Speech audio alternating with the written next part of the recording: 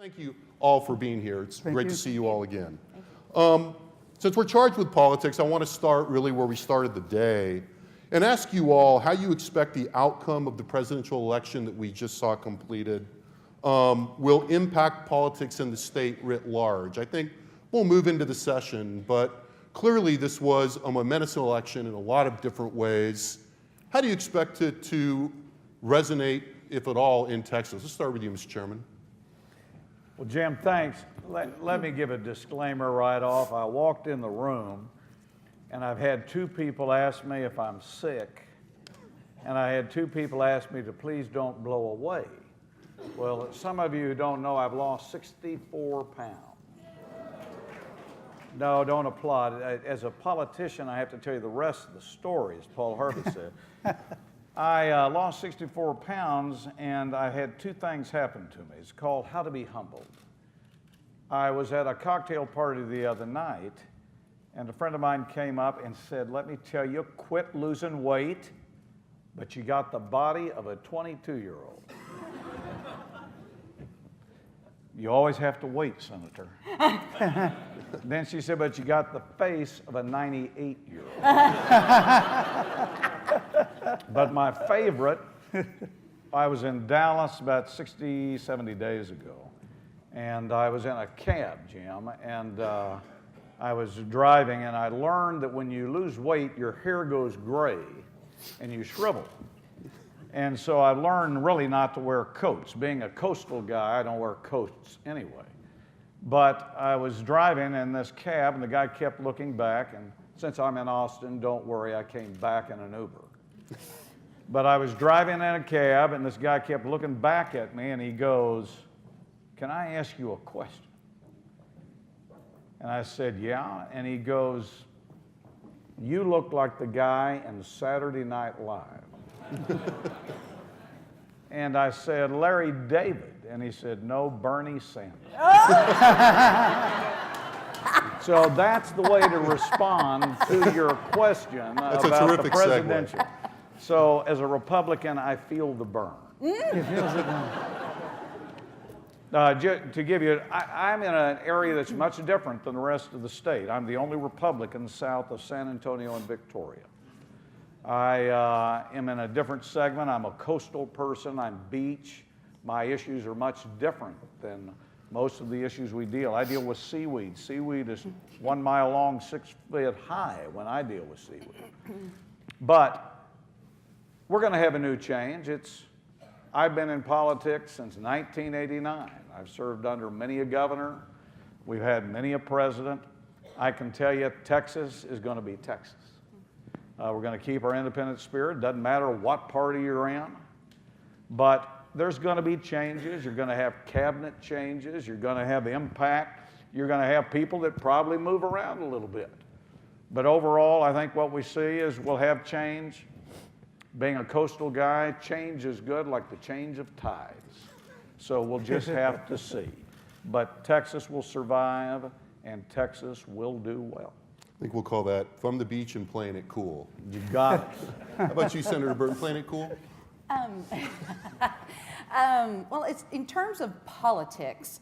I mean, I agree. I agree with what the chairman just said.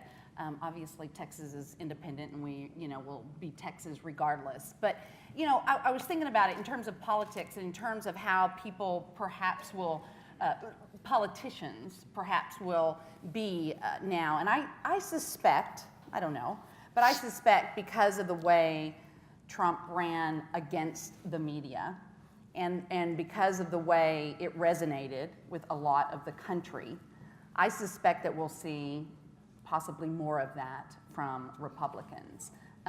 We'll see. But, some that maybe have always felt that, but didn't really, espouse it so much, I think you're going to see more of that in terms of politics. What do you think, Senator Rodriguez? Well, for starters, Mr. Chairman, we have a beach in El Paso, too. We have a lot of sand, the Chihuahuan Desert, no water. But we do have a beach, okay? Interesting. Let me make this clear from the get-go. There is no mandate. There is no mandate, okay? You got an election where Trump's opponent got 2 million votes more than he did. An election where he got less than 50% of the vote. An election where many people, despite the good turnout, still didn't come out to vote.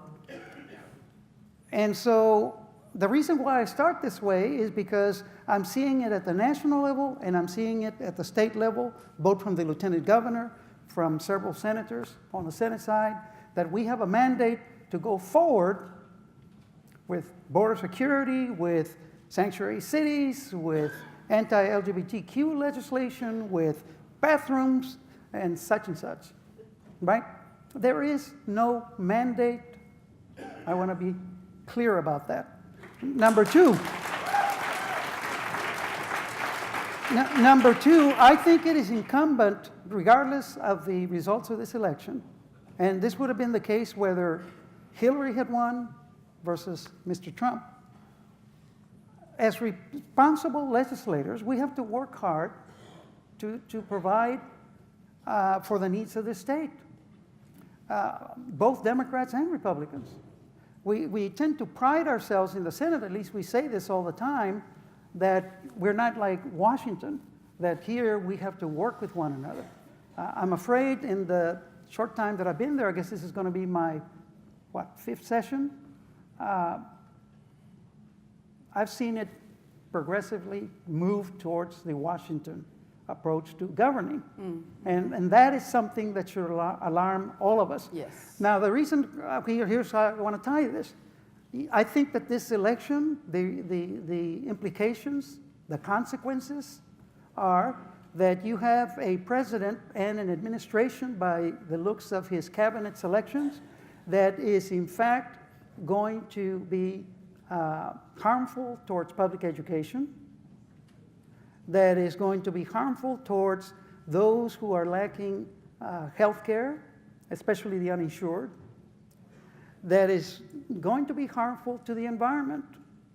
And so I would say to my colleagues in the Texas legislature, if we really mean what we say, that we pride ourselves in working together, we should do that both in the Senate, in the House, and in the Senate with the House. One of my disappointments in the legislative process, Mr. Chairman, you've been there longer than Senator Burton and I, is that there's this game that gets played. I'm going to call it a game, and with all due respect, between the Senate and the House in terms of holding up each other's legislation, in terms of putting up roadblocks and so forth. I mean, that, to me, as a student of government, that is not the way to work, to build compromise, to build consensus, and to work on the tough issues that were described in the prior session. Where do we get enough revenue to meet the growing needs of this state? What kind of tax system do we have that should be revamped, in my view, from top to bottom? Not just the franchise tax, not just this little loophole here and there, you know, or upping or lowering the sales tax or expanding the sales tax. We need to look at the whole revenue generating streams under our tax code to ensure that it's a balanced budget, but that provides fairness, equity, and that people bear an equal burden, a fair burden in paying taxes. I want to move into talking to what happens in the legislature in a sec, but I want to stick, in particular, I want to ask the Republicans on the panel, you know, on balance, based on what we know so far, is having a unified Republican government in Washington, but led by Donald Trump, in net, a plus or a minus for you all? Because it seems to me that it's pretty tricky. Right. You're shaking your head, Senator. Yeah, well, it's yet to be seen, right? It's yet to be seen. I've never been a huge fan of Donald Trump because of he's all over the place on what he says and what he does, and you know, I'm a principled conservative. That's what I'm concerned about. I want us to stick to conservative principles. I'm just happy to see that my friends on the Democrat side are open to federalism now, because that is exactly what it's about. And it's interesting how that's being talked about on both sides, which I've been shouting for a long time. We need to get back to the 10th Amendment. We need us to be doing most everything in our state, not at the federal level. And I see now that many of our Democrat friends are embracing this. And I want us to all embrace this and say, we don't need the federal government telling us how to do all this because it doesn't fit what we need in Texas. We need to be deciding that here in Austin by us. And so, anyway, it's yet to be seen because I ran because even though I loved George W. Bush and his family and, you know, they kept us safe and those kinds of things, when he was president, our federal government grew. And we bailed out private industry, and we did things that conservative Republicans don't stand for. And so that's why I ran. So I'm being no different now with Donald Trump. I'm going to wait and see. Let's see what he does. What do you think, Mr. Chairman? Give peace a chance. You know, it doesn't matter to me whether you're a Democrat or a Republican. If we go into the next year negative, it's going to be negative. My view is we have an election, whether you are for or against the candidate. We have got to, as a country and a state, go forward with the best positive light we can, be constructive, and do what both senators said. We got to reach out. You know, when we get elected, ladies and gentlemen, we no longer represent a party. We represent people. That's right. And that's all parties. And where I'm seeing is I'm bothered sometimes to even turn on the television because all I hear is negativity. And I think as we as a people, we've got to step up and do what we can. Whether we agree or disagree, I think we've got to create a positive spirit. I've always believed, I was always taught, you create positivity, you're going to reflect positivity. So, who knows what the new president will do? We give him a chance. The people had an election, and let's just hope and be positive, and let's hope that things go good. But I'll tell you this, whatever happens, Texas is going to do well. Well, that tone sounds great, but it also sounds a little bit different than what I've heard, for example, in Republican primaries in the last couple of cycles. Well, you're probably right, but Jim, you know, let me give you all some information. But I'm curious how the Trump dynamic plays into that. But I agree with it. Right. But let's give you a historic perspective for everybody. You know, the bad thing is I'm one of the oldest people in the legislature now. When you get sworn in January, there are 11 people left in the House and the Senate that were here in 1989. Good. And that is good. Did I say Just that out like loud? she said. You got new folks, but you got an experience and a history difference. So the point is, I've been through governors. I started with Clements. I've been with Richards. I've been through everybody up to today. And I've been through the same presidents. It wouldn't have mattered what the presidential election is. You'd have the same question. My view is we give everybody a chance, and Todd Hunter is going to stand up and hope that things go well and not take a negative. Because all I keep hearing is let's look at the legislature and the country negatively, and I'm looking the people that want to do things positively. Senator Burke, But you're I shaking, agree. Right. you're The shaking reason your is- head, but I want to let Senator Okay. Rodriguez All jump right. back in for just a Right. second. But I want to come back to that head Well, shake. you know Don't what, worry. I'm believe it or not, I'm like the chairman. I share his views about staying positive and working towards the same objectives and goals that we should all have, which are how can we best serve the people of this state? And that's everybody, regardless of color, race, sex, gender, everybody.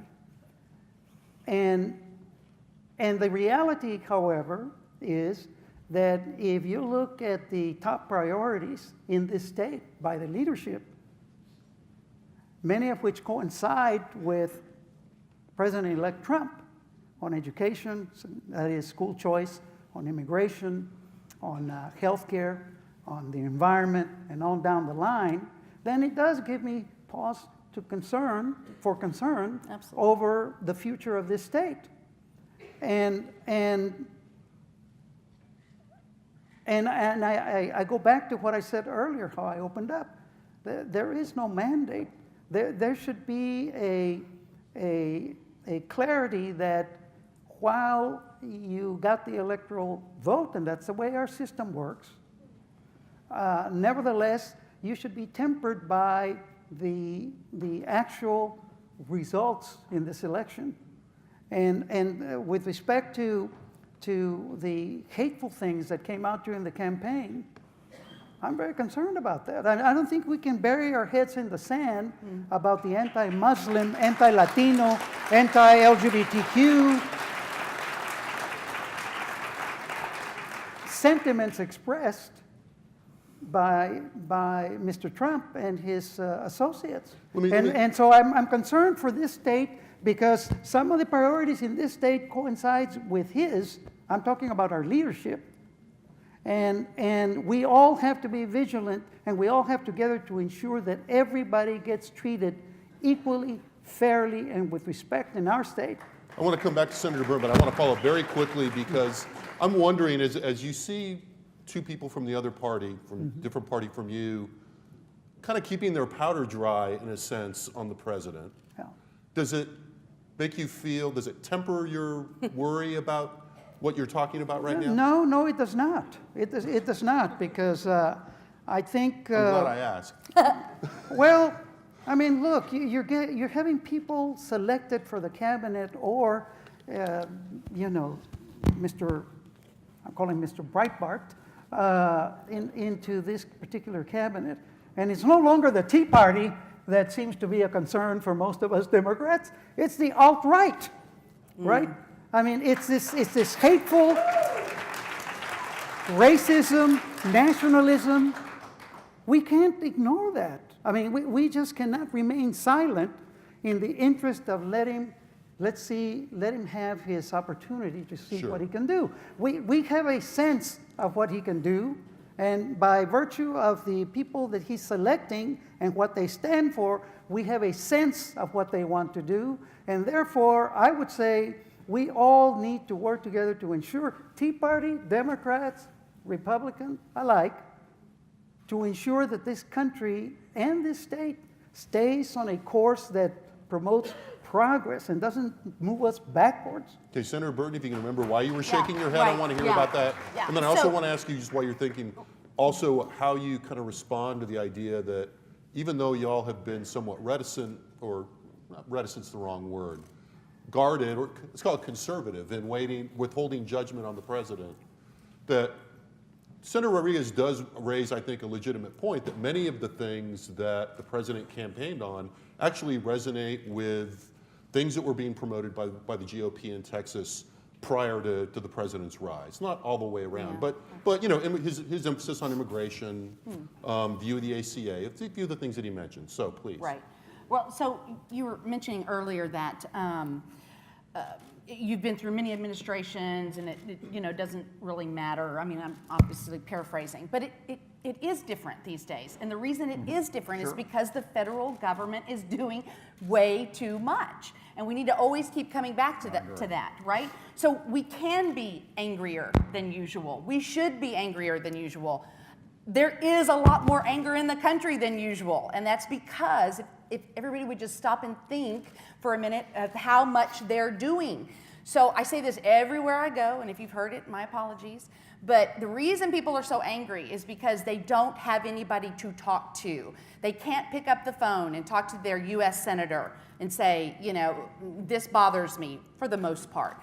And yet the federal government is involved in every aspect of our lives, and yet they're the furthest away from us, and they're the least people we can talk to, right?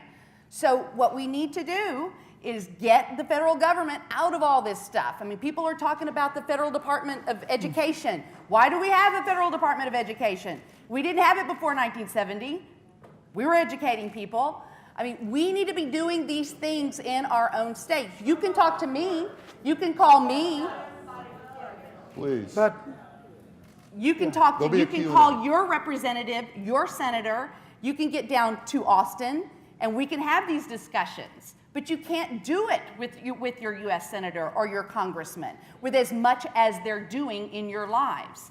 So again, we need to get back to how it was supposed to be and get back to federalism and let each state do what they want. Who cares what California does? Well, but wait a minute. Okay. So y'all want the federal government involved in every Okay. aspect of your life. You and I apparently don't share the same view of federalism.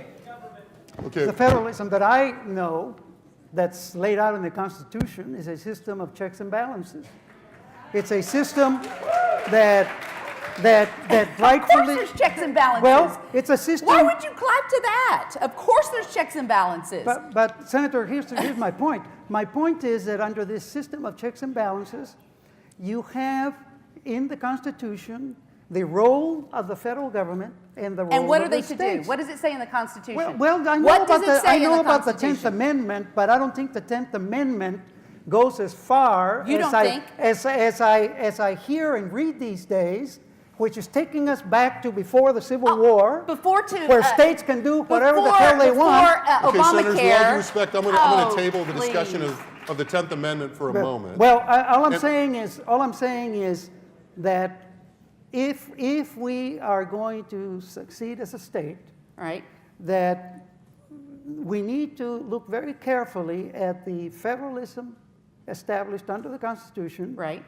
Be respectful of what role the federal government can play, Right. what role the state can play. Right. There's, of course, that tension as to where does the Correct. federal government overreach. Correct. But to me, that debate, and I think you and I talked about it at the Tribune Festival back in September or October, is kind of sort of skewed because this state turns right around and does the same thing that you're saying the federal government is doing to the state, to local government.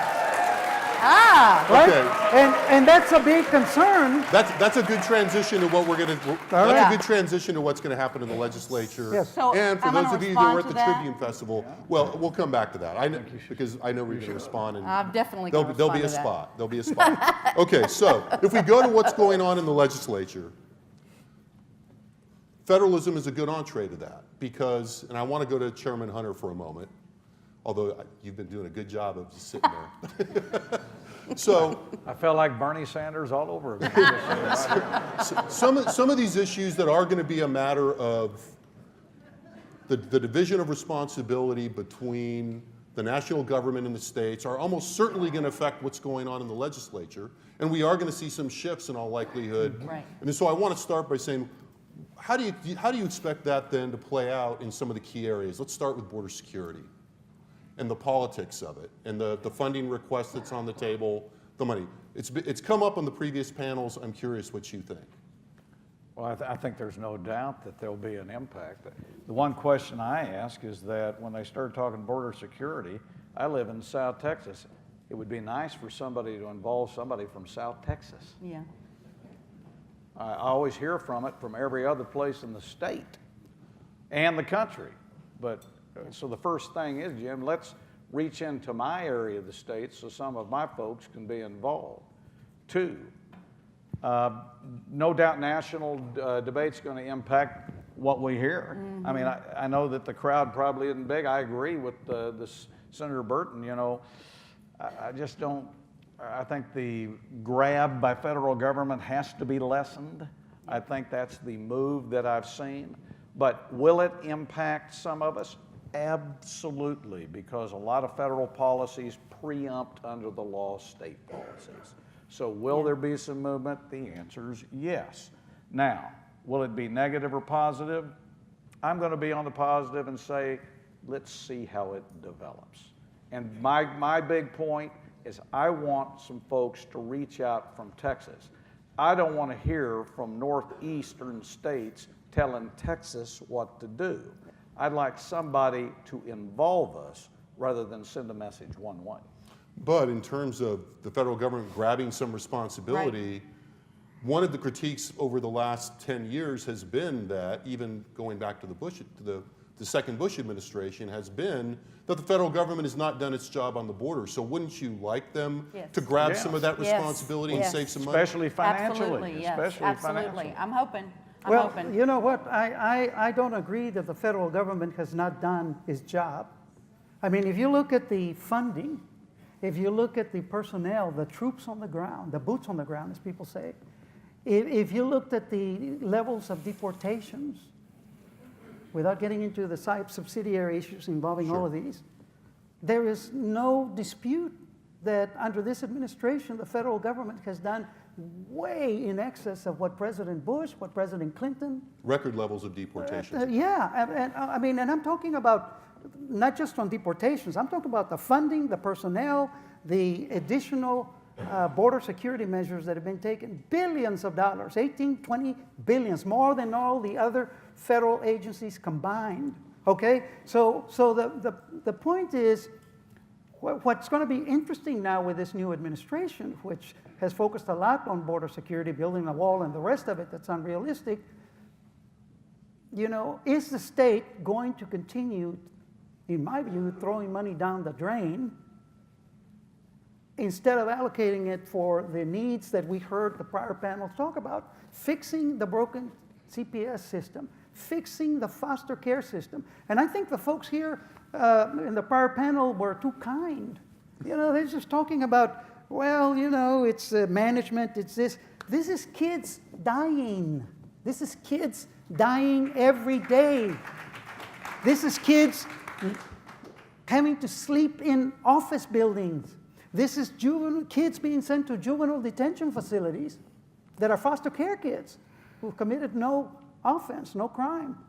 We are talking about a state where it requires federal court intervention to fix our prison systems, to fix, you name it, over the history. Bless his heart, Judge Wayne Justice is gone, but he's sure as hell told the state many a time, you are not doing right by the Constitution and by the people that you were elected to represent. We do the same thing, and I'll close with this, we mentioned public education. Okay, so the Supreme Court in Texas said, I disagree with the opinion, that it's a constitutional system.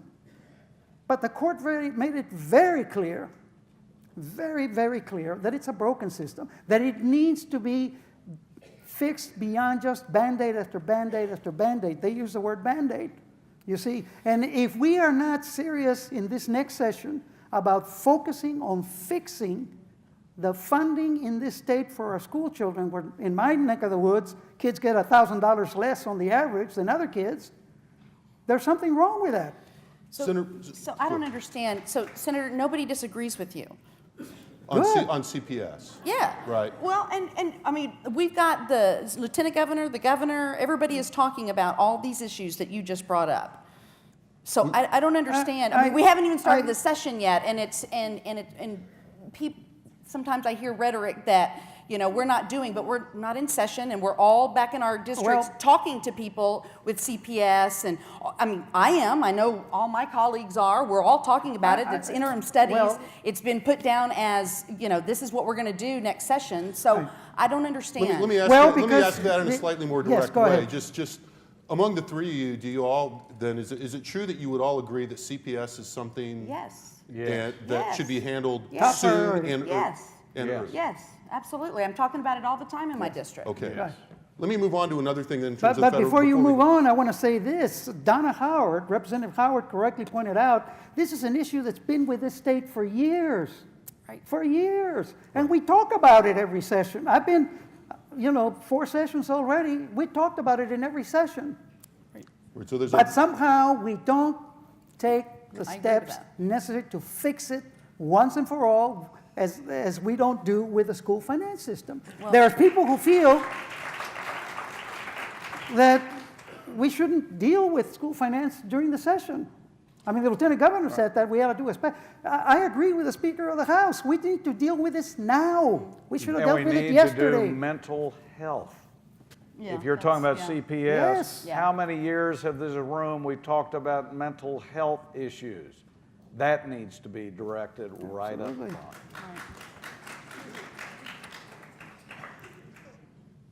I want to ask you then whether on another area in terms of the politics of this before we go to the Q&A, kind of one last kind of 30,000-foot question. People, I think, will have specific questions. I was intrigued a moment ago by the exchange. We sort of defaulted, and frankly by design, I think, and the recruiters of this panel, of which I was not, was basically the model was that there was kind of a three-party system in Texas. And does Trump in the White House and unified government in DC under the Republicans change that dynamic? Does it reduce the tensions in the Republican Party? Does it make it, perhaps, does it create some room for more bipartisan efforts on things? Well, oh, go ahead, Mr. Chairman. You know, I think that, again, going forward on a positive, I think he is going to promote Republican principles, and I think he is going to go less government on the federal side. But I think we also just have to see how the cabinet appointments come through. A lot of what happens is all through the federal agencies. So I'm going to take a constructive view, but yes, I do think a lot of the strong Republican principles will be pushed forward and positive. But does that solve the problem? Well, I'm not sure when you think the problems. I think some of us may think that they're problems, and some of us may think I'm looking they're at not somebody problems. who's been very public about thinking there's a problem. You know, like I said, I am for less government. I'm for free market principles. I don't believe in government giving to private businesses. I believe in personal property rights. I believe, you know, those are the kinds of things. So when the party or somebody in the party goes against those, it doesn't matter. That sounds a little like a no. Yeah. Well, as far as Trump, we'll have to see. Yeah. Well, I think that the whole dynamics of the party system has been changed as a result of Trump. You know, I assume that when he talked about draining the swamp, he was talking about Republicans and Democrats in the establishment that have not been responsive to people's needs out there in the Rust Belt and other rural areas and other places. The interesting thing is that a lot of the things that he proposes are contrary to the interest of these very same people that voted for him. I mean, he's for vouchers. Well, the rural areas that I know of in Texas don't support vouchers. Why? Because there's no private schools out there they can send the kids to, for starters. At least you're not ending by broaching something complicated. So I think, frankly, both the establishment Republican Party, the Democrats for sure, and even the Tea Party is going to have to reassess how we can work together to address some of the concerns that I have about Mr. Trump and his ideas about the world. And if we don't, then I fear that we are going to be in for a very dark time in our history here. I don't think I mean, we'll be I any don't different mean in to sound Texas. alarmist, but this is a man who uses fear as a tool, who lies blatantly. We know that. Everybody knows that. I think fear is used on both sides. Including the people who voted for I think there's a him. lot of fear on both sides. Well, Okay, let's fine, pause on fair fear and enough. open this for questions from the audience. Back here. Thank you. My name's Bob Kafka. I'm with ADAPT and PACT, and we're a disability rights group. One issue that gets lost when talking about Medicaid is that almost everybody's focused on the expansion, and little is mentioned that it is the biggest payer for home and community-based services for people with disabilities and older Texans. One looming crisis, and the legislature last session barely touched on it, was the community attendant, the people that go into people's homes, keep both children, young adults, and older people able to live in the community. Texas actually should be proud that it's actually kept people out of nursing homes and state-supported living centers, and we have like over 250,000 people who are on home and community-based services. With all But due the- respect, sir, please, a question so that we can Yeah, get to more the people. question is, how do you see it being raised as a priority? Because the current minimum wage for attendance is $8, no vacation, no sick leave, no health insurance, and the HHSC legislative raises that to $8.50 when Buc-ee's is paying $12, In-N-Out Burger is paying $12. Every fast food and every other place how are we going to provide it? Because Medicaid rate is set by the state, not free market. How are we going to be able to raise that $8? Our organization is promoting that it should be a minimum of $13 an hour. And so I just wanted to get your So is this on the opinion on agenda? how we would bump that issue into a higher discussion when you're talking about Medicaid. Right. Well, I mean, I was going to say, to turn this into within the context of the political discussion and the state and the Yeah. administration. The administration's position is they're going to, quote, replace and repeal Obamacare. There's 20 million people that are covered under it. What's going to happen to those 20 million? The connection with the state is the state, as you know, refused to expand Medicaid. Now, by my calculations, ever since the Affordable Care Act was enacted, the state has lost out on, this is just an estimate, $40 billion. $6 to $8 billion a year. $40 billion is a lot of money. $40 billion could go a long way towards addressing your concern. Better wages for the people that work with the disabilities community. We've had bills that I've supported that would increase the minimum wage for the personal care attendants, and the legislature has, I think last time, increased it by 50 cents. 14 cents, okay, I stand corrected. But it goes to, I mean, see, this is the problem. Here we have a state that has a broken CPS system, foster care system, education system, and on a higher rate of uninsured in the country. And we turn down our own tax dollars that could go towards addressing your specific question, not to mention all these other needs that we have. Okay, if you all are okay, I'm going to go to another question. Okay. Hi. Yes, I just wanted to bring up thousands, hundreds of thousands in this state of seniors, those who are retired teachers, those who are retired school employees, those retired state employees who are looking to leadership in this state to do a better job than you have in the past about funding their pensions that they've worked hard for all their lives, funding their health care. And I'm also speaking on behalf of those who hope to retire from public service and public government and the teachers' retirement system, who are still in their 30s and 40s and 50s and looking forward to dignity and retirement. So what is the legislature plan to address retirees in state government and the teachers' public school system? Well, first of all, since we talk federalism and we talk the state, my mother's a retired teacher. It sure would be nice that the federal law wouldn't discriminate against the spouses of retired teachers on Social Security. That's right, federal law. It is federal, Need your it is advocacy not on. state, and the state has stood with the retired teachers, and maybe a message will go out from here that talk is enough.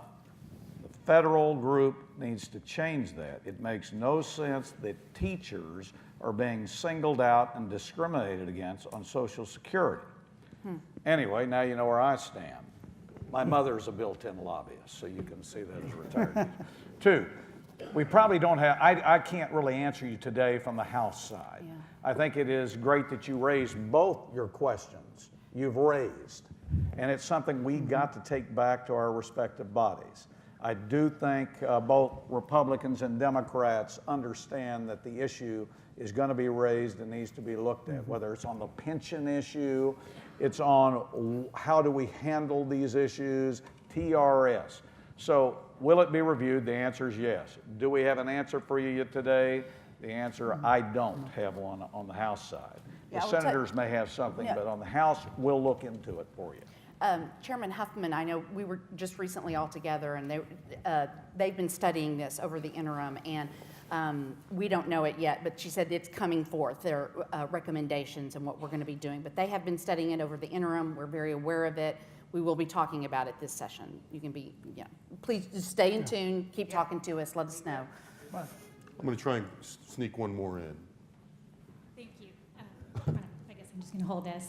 My name is Dawn Scott, and I'm with Texas Adoptee Rights. I'm an adoptive parent, and I want to bring up something positive, something that was kind of left on the table last session, but it is bipartisan. It is an issue that impacts over 500,000 aging adoptees who are currently denied their civil rights to access their original birth certificates, and this does actually impact, Republicans and Democrats equally.